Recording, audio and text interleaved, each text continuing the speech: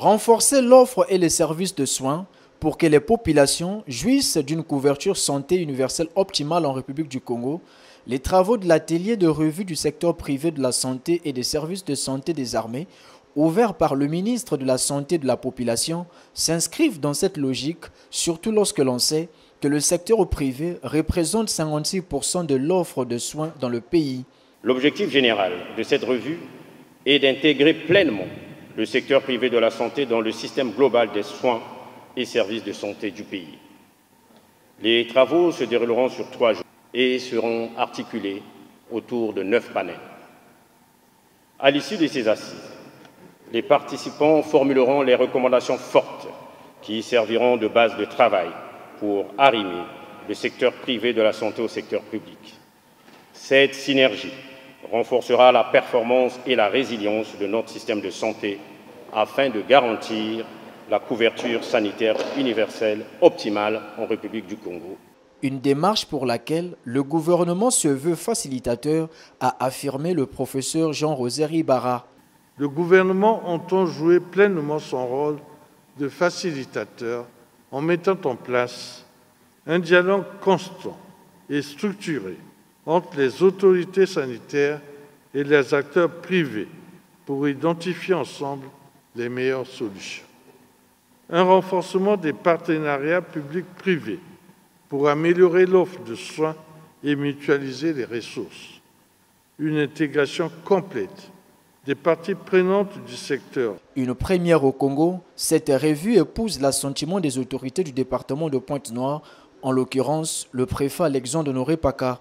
Nous saluons cette très bonne initiative d'organiser pour la première fois la revue du secteur privé de la santé et des services de santé des années sous le patronage du ministre de la Santé et de la Population, représentant le Premier ministre, chef du gouvernement, M. Anatole Kouliné Makosso. Les différents panels qui seront constitués lors de cet atelier réfléchiront sur les thématiques qui nous tiennent à cœur et qui représentent le quotidien des Congolais. La redevabilité et la responsabilisation du secteur privé de la santé, source d'amélioration de la qualité des soins et services de santé de la population, chaque partie devrait jouer sa partition pour le succès de ces assises. Pour la première édition de cette revue sectorielle, l'approche méthodologique adoptée est celle basée sur le triptyque écouter, dialoguer et proposer. Car ne dit-on pas que l'écoute nourrit le dialogue et transforme chaque proposition en opportunité?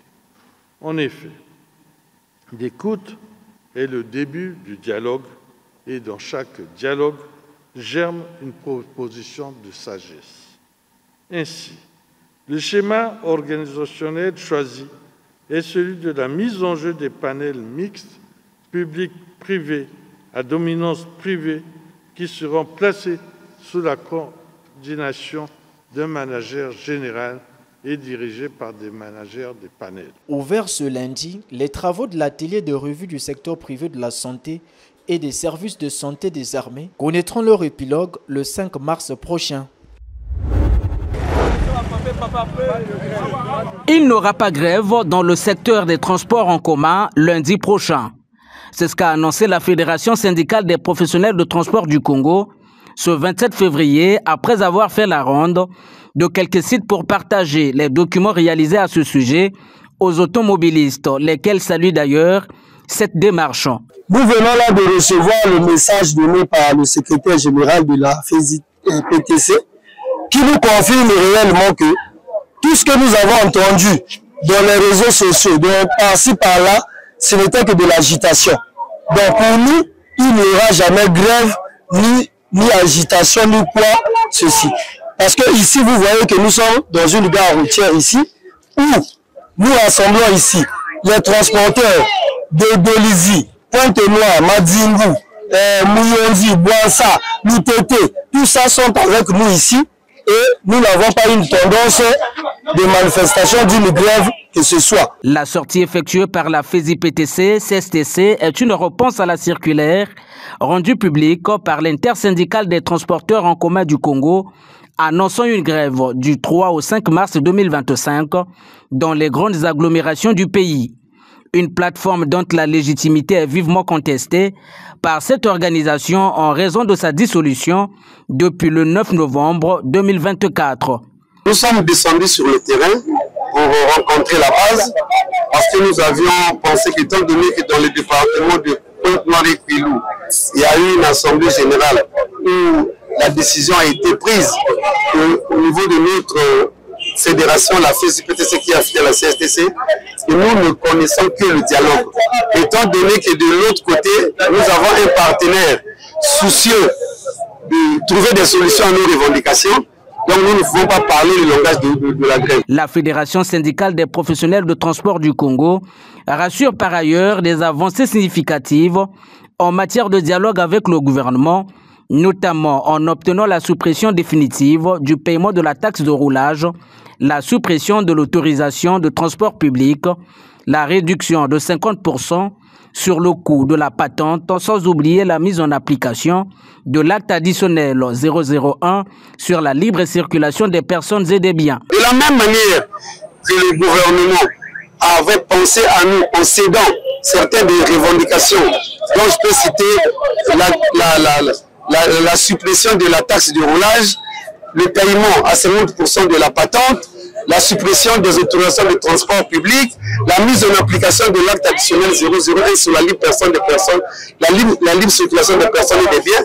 Et de la même manière que nous allons continuer avec ce gouvernement qui, pour nous, les transporteurs, est responsable. La Fédération syndicale des professionnels de transport du Congo reste sur sa volonté de poursuivre les pourparlers avec l'exécutif congolais en vue de trouver gain de cause au reste des points inscrits noir sur blanc dans les accords qui lient les deux parties. C'est un contrat signé noir sur blanc. La gestion, l'entretien et la responsabilité d'améliorer la qualité de l'électricité fournie aux consommateurs est désormais confiée à la Société nationale d'électricité du Sénégal, Sénélec. Cependant, avec l'arrivée de cette nouvelle société, certains ponténégrins analysent diversement l'avenir de la desserte de l'électricité dans le pays. Nous vivons déjà ce que moi j'appelle le pire. Alors, une nouvelle société ou un nouveau nom qui arrive, pour moi, je crois que ça serait peut-être un changement dans le sens positif. Parce que la SNE, vous demandez à tous les ponténégrins ou tous les Congolais, on vous dira toujours que ils n'ont jamais satisfait la population, jamais. Ils ont failli, ils ont fait tout le temps et ils n'ont pas satisfait la population. Donc nous demandons à cette société de venir s'appuyer sur les erreurs des autres sociétés qui étaient là pour faire mieux, pour satisfaire la population. Si de la SNE a eu caressé, il n'y a eu que des fautes, peut-être que l'autre viendra pour améliorer. On donne au moins une chance aussi à l'autre société. Ce n'est pas la première société qui va être cédée à une compagnie étrangère. On l'a vu dans pas mal de sociétés pareilles étatiques, que ce soit le CHU, que ce soit CICE, que ce soit à tout moment on cède la gestion, sinon de ces entreprises ou de ces administrations-là, des étrangers. Mais les changements, on ne les voit pas. Donc ça reste la même chose. La question qui est là peut-être n'est pas tant celle de changer de partenaire ou bien de direction, mais c'est le changement du système, le changement des appareils, les transformateurs, est-ce qu'ils sont résistants? S'il y a à tout moment coupure, c'est dû à quoi? C'est des questions qu'il faut voir. Et ces questions-là, je pense que même nous les Congolais, nous sommes à même de nous les poser. L'adaptabilité s'acquiert par l'expérience du changement du temps. Les Congolais devront s'armer de patience pour voir ce que donnera ce contrat qui s'étend sur 10 ans selon les clauses.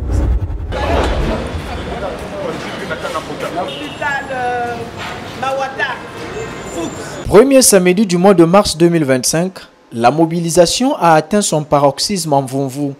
Balayage des grandes artères, Faucardage des rivières, désherbage et ramassage des ordures, les forces vives du 2e arrondissement de Pointe-Noire, sous la houlette de leur administrateur maire, ont mené en cette matinée une vaste opération d'assainissement dans tous les 11 quartiers du 10 arrondissement. C'est le Premier ministre Clément Mwamba qui avait instauré cela sous l'impulsion du président de la République, M. Denis Sassou Nguesso. Nous ne faisons que suivre les instructions qui nous ont été données. Partis politiques, entrepreneurs, sociétés civiles, la liste n'est pas exhaustive. Tous ont unifié leurs efforts pour embellir Mvumvu. Arrondissement de Mvumvu, na administrateur maire naye, agent, chef du quartier, na population, sanganaki. Ensemble dans la mairie pour la assainissement. Dans le quartier Nabiso, dans la zone les plus reculées. Donc depuis 7 heures, Toza Awa, accompagné de Madame le maire, tu essayé de dans l'arrondissement Nabiso. Dans le cadre un peu de la mise en œuvre de l'application de la circulaire du Premier ministre, ce matin, nous, le Club 2002, Parti pour l'Unité et la République, sous la coordination et la supervision du maire de l'arrondissement de Madame Mbéry, et nous avons jugé bon de rendre nos quartiers salubres. Et nous, le COP 2002, on avait la responsabilité de rendre salubre le CQ 201, 202 et 203. Habituellement, tous les premiers samedis du mois, dès qu'on arrive le matin très tôt comme ça, je donne les consignes à mes éléments et nous faisons le nettoyage dans la ruelle et devant l'atelier aussi. Vous allez remarquer dans les caniveaux là, nous avons déjà fini avec les caniveaux. Maintenant nous sommes dans la ruelle. Les chefs de quartier n'y sont pas aussi restés en marge. Vraiment, Madame la maire nous a civilisés pour mettre la propreté dans chaque quartier. Donc ce matin-là, nous sommes là pour faire la propreté dans notre conscience de quartier. Si les valeurs civiques intègrent petit à petit les mœurs dans le 2e arrondissement de Pointe-Noire, certains tenanciers des boutiques et magasins traînent toutefois encore les pas, a pu constater Laureate Mbéry Bini.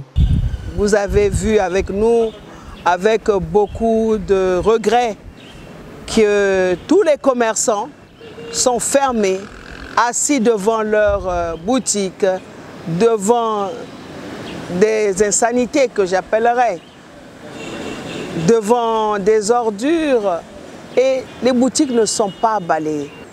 Cela est suivi d'amendes. Et après, nous verrons les syndicats de commerçants venir nous dire que voilà, l'administration traque les commerçants. Vous avez les images, nous on vous donne l'opportunité de les publier afin que nous, lorsque nous parlerons avec ces commerçants, ils seront frappés. La répétition étant la mère de science, l'administrateur maire de Mvumvu entend poursuivre ses descentes pour conscientiser davantage les populations. Surtout lorsque l'on sait que l'assainissement n'y est pas tributaire du premier samedi de mois. La marche est tenue de se poursuivre. Vous savez bien que nous, en Mvumvu, on n'attend pas le premier samedi de mois pour pouvoir nettoyer. Et le ministre pratiquement est venu encore relayer cela en nous disant que nous avons 3 mois d'assainissement. Donc c'est tous les samedis pendant 3 mois et nous allons voir s'ils vont suivre. Mais je crois qu'en vous seront obligés de suivre parce que sinon la chicotte sera obligée de sortir. L'un des districts du département du Niari que nous avons ici en vue d'oiseau, Mosendio n'a pas été oublié dans le vaste projet de réforme du système de l'enseignement technique et professionnel entrepris par Juslet Thierry Magessa Ebomé. Dans le volet infrastructurel, il se voit construire le centre de formation au métier du bois. Cet établissement en chantier a reçu le 22 février dernier la visite du ministre des tutelles. Juslet Thierry Magessa Ebomé qui a voulu s'enquérir de ce qui reste à faire dans ce chantier qui a débuté en avril 2023. Travaux de réhabilitation de quelques bâtiments de l'ENEF et il y a eu des nouvelles constructions pour le CFA métier de bois. Et là où nous sommes, c'est l'amphithéâtre. C'est une nouvelle construction. C'est l'amphithéâtre. Là, vous voyez, c'est le mobilier que nous avons réceptionné, mais pour plus de sécurité, on était obligé de mettre ça à ce niveau avant de les dispatcher. Construit dans la concession de l'École nationale des eaux et forêts qui a bénéficié elle aussi des travaux de son extension, le CFA des métiers de bois de Mosendio est quasiment prêt à accueillir les apprenants. Et les travaux sont presque à la fin. il ne reste plus que l'installation des machines, donc le circuit électrique qui va faire fonctionner les machines. Et donc, le staff a été déjà nommé et sous peu, c'est sûr et certain, le ministre va revenir pour lancer le CFA de Mosendjo. D'un compartiment à un autre, le ministre de l'Enseignement technique et professionnel a passé en peigne fin ce chantier, vérifiant les derniers détails. Ici, ça sert à quoi? Mais c'est mal fait. En réalité, ça, on aurait tiré un peu, parce qu'on n'écrit pas comme ça. On écrit comme ça. Donc ça, on aurait tiré là. Un peu plus, et puis l'apprenant, quand il suit le cours, il suit la communication, il écrit. Mais là, il est contraint de faire ça. Salle de classe, atelier de pratique, administration. Gisèle Thierry Maguessa et Boumé ne veut surtout pas qu'aucune malfaçon ne soit constatée au final. C'est pourquoi il interpelle la vigilance du directeur de cette école. Vous, monsieur le directeur, quand il pleut, après la pluie, faites avec votre équipe, bien sûr. Faites le tour des bâtiments ou demandez à vos élèves de faire le tour des bâtiments, constater les malfaçons qu'il y a après la pluie. C'est vous le ministre ici, c'est vous le président de la République ici, c'est vous le premier ministre, c'est vous le préfet. Ok? Donc il faut constater. Si vous êtes dans le bureau, c'est ça les Congolais. Alors que c'est pour le pays. Dans le cadre des travaux complémentaires lancés dans le site, l'acquisition d'un groupe électrogène de grande capacité ainsi que la construction d'un forage d'eau ont été prises en compte. Ce qui minimise par ailleurs les tâches qui restent à accomplir, notamment les travaux d'encastrement du matériel ainsi que la connexion du circuit électrique à l'atelier d'affûtage. Ce centre suscite d'ores et déjà de l'espoir aux yeux des populations de Mosendjo, à l'instar de cette apprenante. Nous sommes très satisfaits et on se sent vraiment à l'honneur vis-à-vis de cette prise en charge qui a été faite à l'honneur de notre école, de notre établissement. Le CFA des métiers de bois de Mosendjo, tout sera fin prêt dans un délai très court, ce qui rejoint l'Institut professionnel et technologique d'Oyo dans la Cuvette, ainsi que le Centre des métiers de mine de Soinké dans la Songa. 3 établissements de l'enseignement technique et professionnel qui devraient s'ouvrir très bientôt, l'un après l'autre. Au château d'eau de Ngamakosso, où il a débuté sa journée, le ministre d'État est allé apprécier les travaux d'aménagement et d'éradication du ravin du site des ouvrages de stockage et de distribution d'eau potable. Sur les lieux, il s'est dit satisfait tant du niveau d'avancement que de la nature de ce chantier. On peut dire que les travaux ont bien avancé. Lors de notre dernier passage jusqu'à maintenant, on me parle d'un niveau de 70%, vous avez dit 75% du niveau de réalisation, c'est déjà des travaux qui avancent bien. Parce qu'ici c'était béant, c'était un grand trou, c'était creux. L'érosion avait tout emporté, c'était béant. L'érosion a été traitée, il faut pérenniser une telle activité.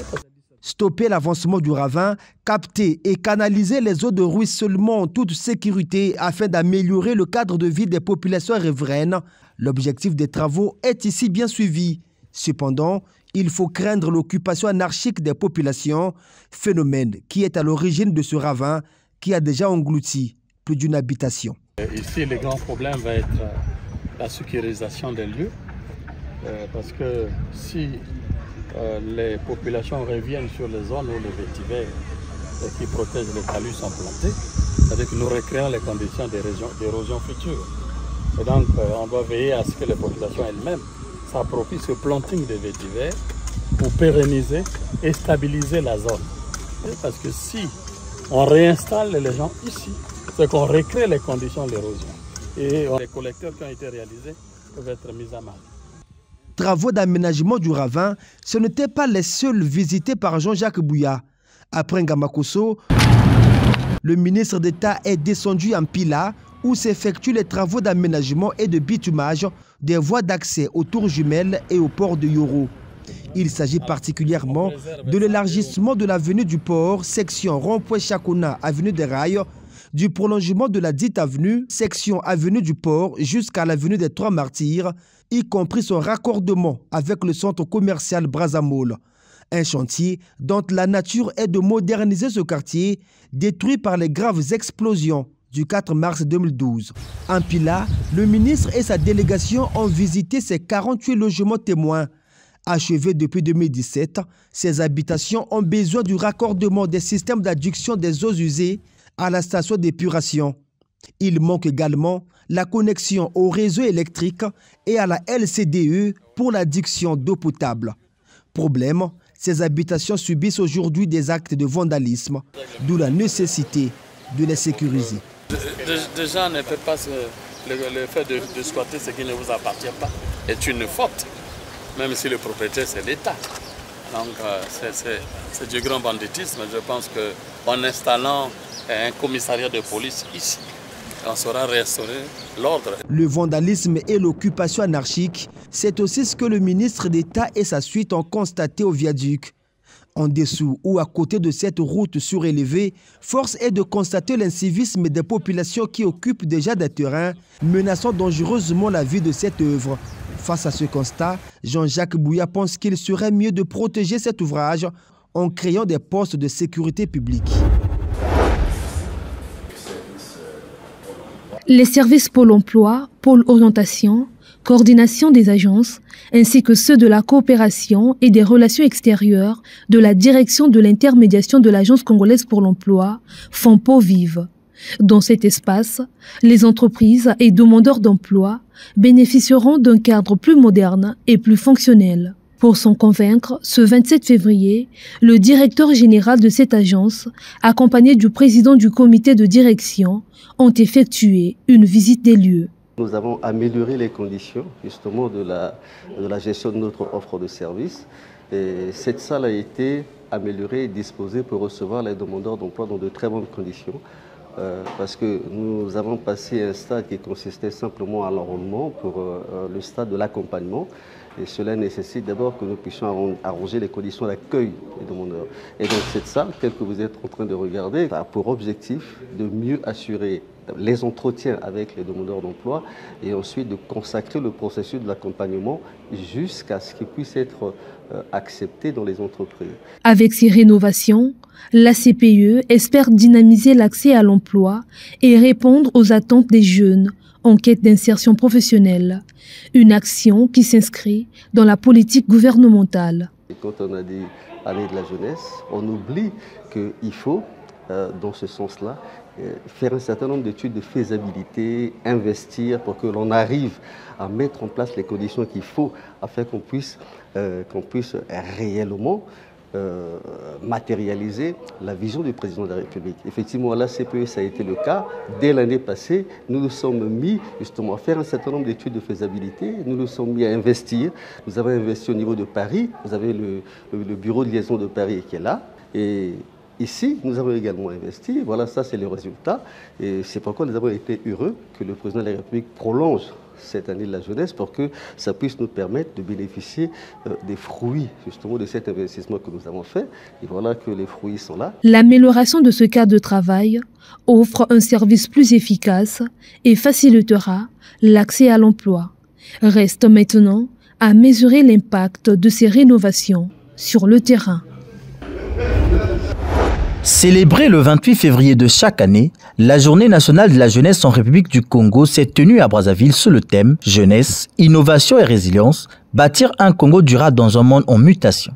Organisée conjointement par le ministère de la Jeunesse avec les agences du système des Nations Unies, cette journée a été marquée par la mise en lumière d'un échantillon de jeunes qui se sont démarqués par leurs œuvres, ainsi que par la remise de certificats de participation à ses bénéficiaires d'une formation gratuite au sein des 6 laboratoires d'apprentissage numérique opérationnalisés dans 3 départements du Congo, à savoir Brazzaville, Pointe-Noire et le Niari. L'événement a également été marqué par la remise de chèques à 7 jeunes bénéficiaires des subventions du programme pour l'entrepreneuriat des jeunes, édition 2024, mise en place par ce ministère de tutelle en collaboration avec la conférence des ministres de la jeunesse et des sports de la francophonie. J'ai l'honneur, au nom des 697 bénéficiaires, d'exprimer notre profonde gratitude pour les efforts consentis afin de nous offrir ces espaces d'apprentissage et d'assurer la réussite des formations.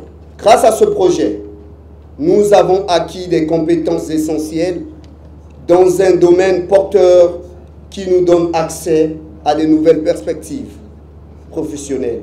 et renforce notre autonomie dans un monde en constante évolution. Dans le déroulement de mon activité, nous avons constamment besoin de trésorerie. Et ces subventions viennent nous aider à développer nos structures. Tel que moi, j'ai besoin d'acheter des emballages pour mettre mes craies. Et cela va me permettre d'acquérir ce dont j'ai besoin pour développer mon activité, bien sûr. L'occasion était aussi propice pour les institutions engagées dans l'action gouvernementale de présenter différentes initiatives et projets en faveur de la jeunesse, tout en exposant leurs perspectives. La Direction générale de la jeunesse, c'est 8760 jeunes formés à travers des ateliers innovants, boostant leurs compétences et savoir-faire. C'est 17 842 jeunes sensibilisés aux valeurs civiques et patriotiques, tout en s'épanouissant à travers des activités culturelles et éducatives. C'est 50 entrepreneurs en herbe soutenus, contribuant à la vitalité de l'économie locale. C'est 590 associations de jeunesse structurées et renforcées. C'est 39 finalistes universitaires intégrés au sein de notre direction centrale. Cette année, nous donnerons aux jeunes l'opportunité de se former en travaillant sur des projets concrets. Nous avons compris que les jeunes ne veulent pas seulement apprendre, mais qu'ils souhaitent aussi agir, construire et contribuer. C'est pourquoi les chantiers écoles leur offriront cette opportunité.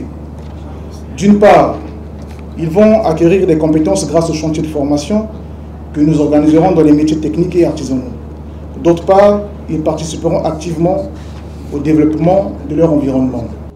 Le Conseil consultatif de la jeunesse, comme organe consultant, reçoit tous les jours des jeunes au travers des audiences. Ces audiences nous permettent justement d'avoir leurs avis et faire des suggestions au gouvernement, comme je l'ai mentionné supra, dans le cadre de la gouvernance intergénérationnelle. Un appel a été lancé à cette frange de la population congolaise pour qu'elle cultive la curiosité, ose et se démarque afin d'avoir un impact, même au-delà des situations d'inconfort. Cela passe par un travail acharné et une discipline personnelle indispensable à l'épanouissement et à l'autonomisation financière des jeunes.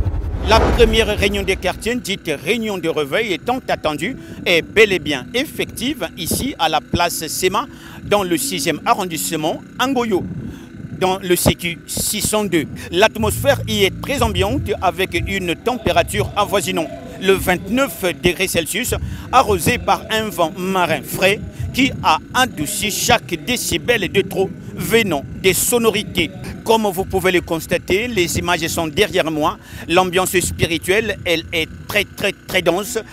Dieu est au rendez-vous. L'effectivité ou la manifestation de Jésus-Christ est là. Les trans, les réjouissances. En tout cas, il n'y a que les images pour les témoigner. Le nombre d'invités attendus à cette réunion était estimé à 1000 personnes, mais les gens ont continué d'affluer, dépassant toutes les attentes.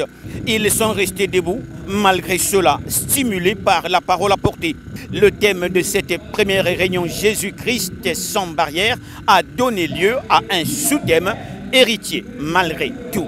L'objectif ici est de réveiller les chrétiens de la torpeur spirituelle dans laquelle ils pourraient se trouver et les inviter à une foi plus profonde et un engagement renouvelé, tout en acceptant que Jésus-Christ est accessible à tous, sans aucune barrière bien entendu, au-delà de toute conception, toute religion, au-delà de toute classe ou de tout rang social. Seul le témoignage à la fin de cette réunion révéleront ce qu'aurait été la manifestation de Jésus-Christ dans chaque croyant. La prochaine réunion, c'est dans un mois, espérant que Dieu nous gardera.